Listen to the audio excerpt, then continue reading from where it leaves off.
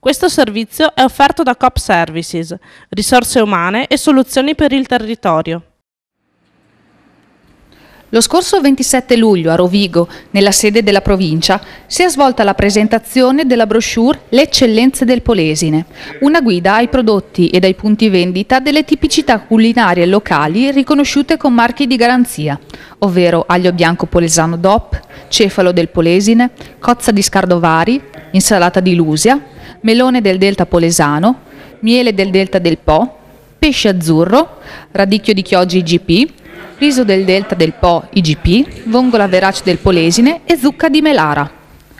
Oltre ai produttori eccellenti della provincia di Rovigo, erano presenti il presidente della provincia Tiziana Virgili e l'assessore all'agricoltura Claudio Bellan, che hanno introdotto la pubblicazione e presentato i prodotti di punta della gastronomia del Polesine. La nostra è una provincia molto particolare, stretta e lunga, pensi che è lunga 186 km da Melara a Scardovari e ha un sacco di prodotti della natura che proprio la contraddistinguono.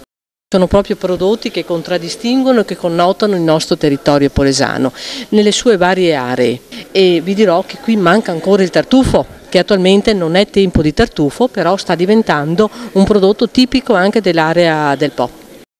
Io direi che oggi presentiamo le eccellenze del Polesine, però mi permetto anche di aggiungere che presentiamo i produttori eccellenti del Polesine, perché i prodotti non nascono spontaneamente, la natura mette molto di sé, però gli agricoltori e i pescatori si sono trasformati in imprenditori ed è questo che dà proprio un'eccellenza e un plus valore ai prodotti nostri.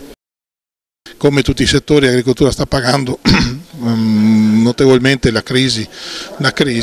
Io credo che la possibilità, una delle possibilità, forse l'unica, è quella appunto di puntare sulle eccellenze, sul valore aggiunto dei nostri prodotti.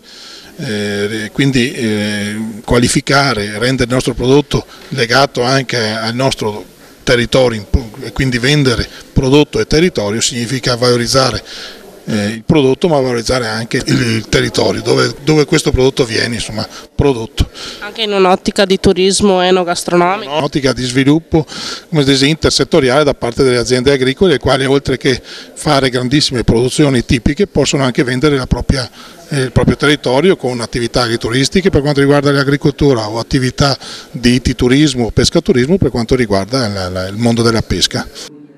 È la prima volta che il Polesine promuove i suoi prodotti in maniera così incisiva, attraverso questa pubblicazione che diverrà lo strumento principale di promozione dei prodotti agroalimentari polesani. E non mancano le chicche. All'interno della pubblicazione è possibile trovare le ricette della tradizione, suggerite dall'Istituto Alberghiero di Adria. Il fascicolo, lanciato in 10.000 copie, sarà prossimamente scaricabile anche da internet, dal sito della provincia di Rovigo.